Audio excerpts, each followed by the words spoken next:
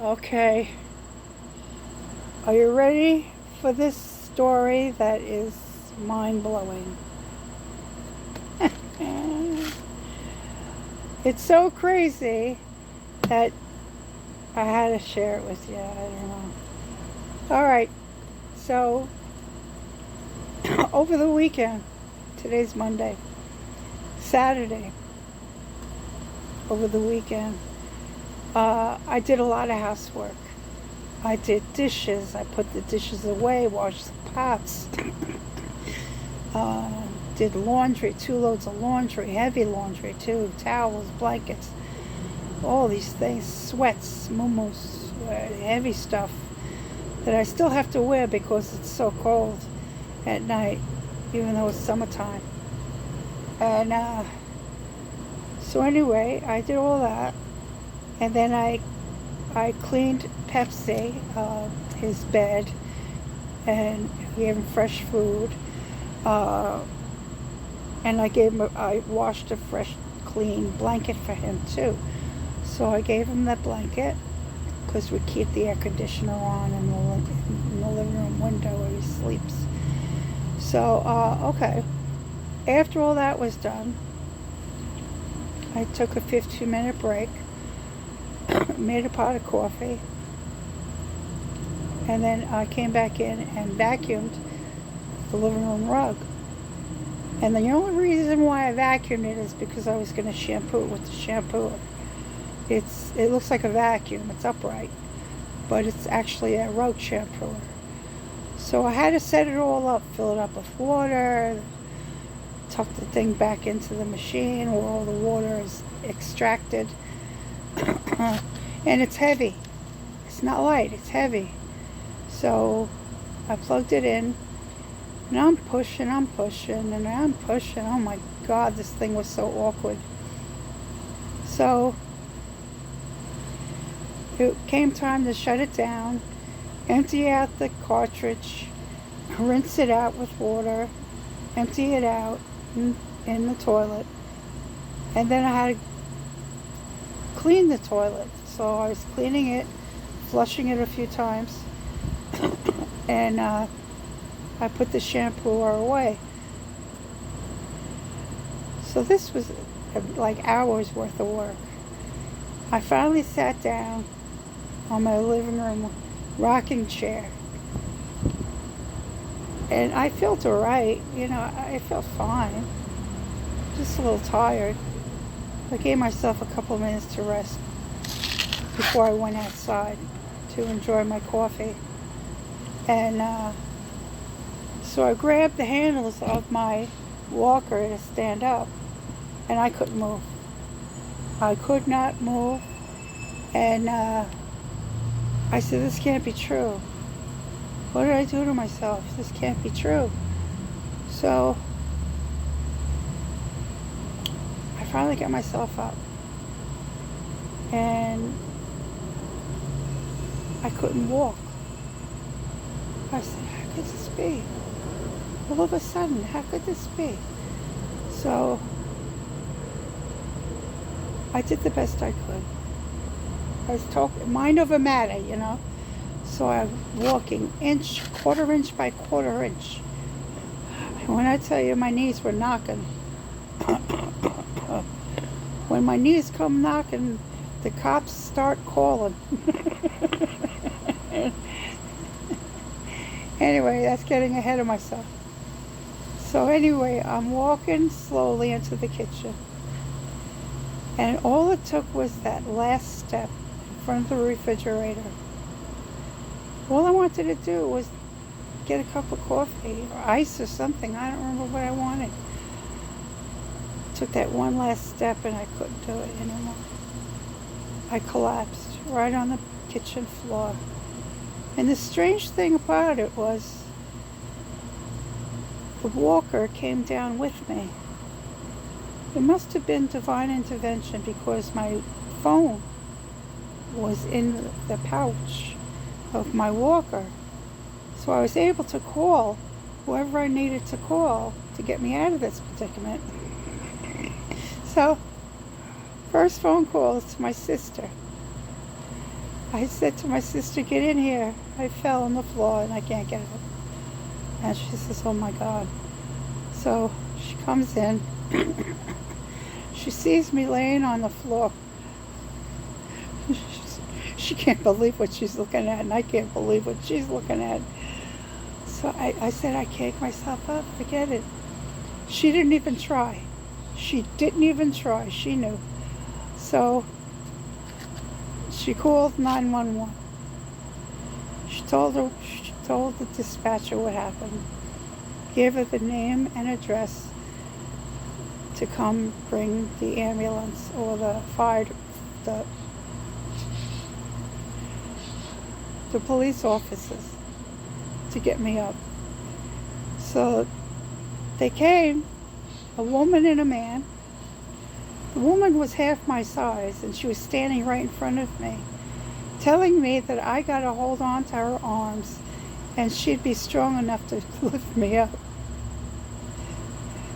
Because the dispatcher asked me, if you can't get up, how much do you weigh? Oh, okay.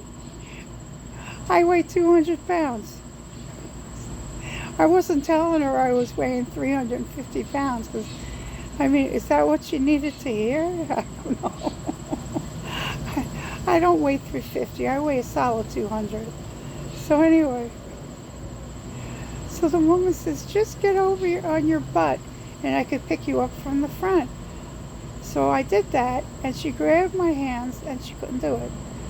The woman was half my size. So I said, the guy in back, can you please lift up my arms?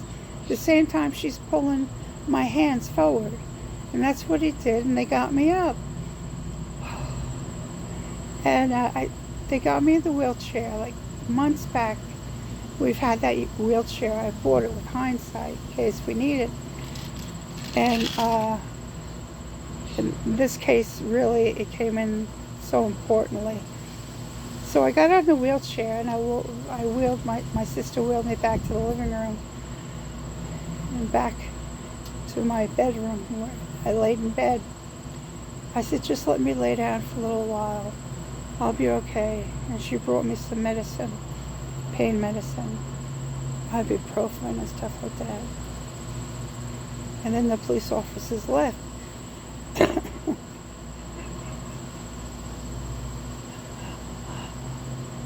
Hobson, did you see me, Hobson? I fell out of the car. Oh God. So the next afternoon, the next day, on Sunday, well, that night, it's Saturday night, I took a shower, a hot shower, which I needed anyway. So that really helped a lot. And I got special shoes to help me walk better on my legs. If you got arthritis, sciatica, back pain, leg pain, high blood pressure, with lymphoma, anything like that, you got to get these sneakers. And I'm telling you, they're for elderly people, and they're the only things that help, that really help me.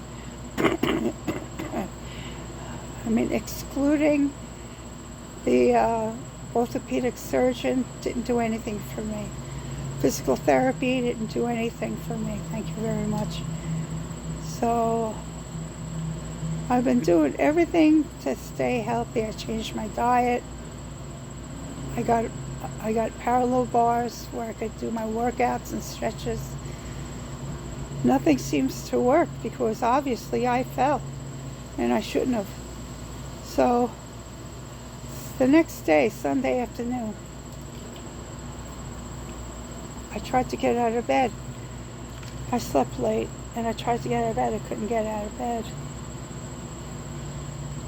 So nobody was around. So I called the police and they came over and I heard the knock at the door. And I said, yeah, come on in. So I left the door unlocked. My sister did before she left. She left the door unlocked. Because I said, just in case We need them again. Just leave it unlocked. So that's what she did. So when the police came, he knocked very quietly. I says, yeah, come on in. I heard the door swing open. It says, Donna? I says, yeah. He goes, it's police. I says, yeah, please. Yeah, I called you guys. Come back here, please. He peeked through the doorway. And when I say this police officer was the most handsome man in uniform I've ever seen. Tall, dark, and handsome and young. Man, he was like in his 30s. Oh, take my breath away. He must have been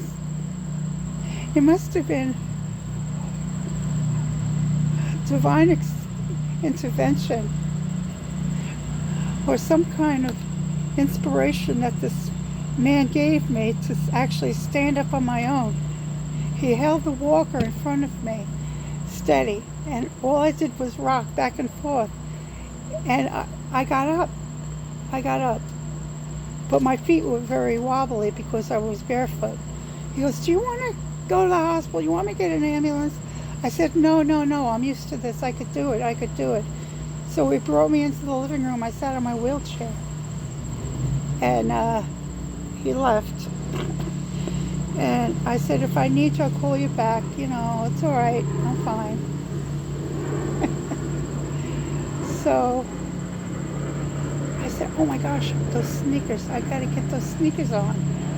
So I went back to my living room. To my bedroom from the living room. That's where my sneakers were. And I put them on. And lo and behold, they worked. No pain, hardly any pain. I could walk normally about 10 paces, and then it starts to get a little sketchy. But I tell you, these sneakers, they were made for elderly people. They were made for people that suffer from sciatica, hip pain, arthritis, knee pain, lymphoma, swollen feet. Ever since I started wearing them, I don't have swollen feet anymore, and it's a delight, really. That lawnmower. Sorry about that. So I tell you, get the sneakers. I don't remember the name of them, but get them. And you know what? I'll meet you for a game of Mahjong. And we can have a good time. Thank you. Till we meet again.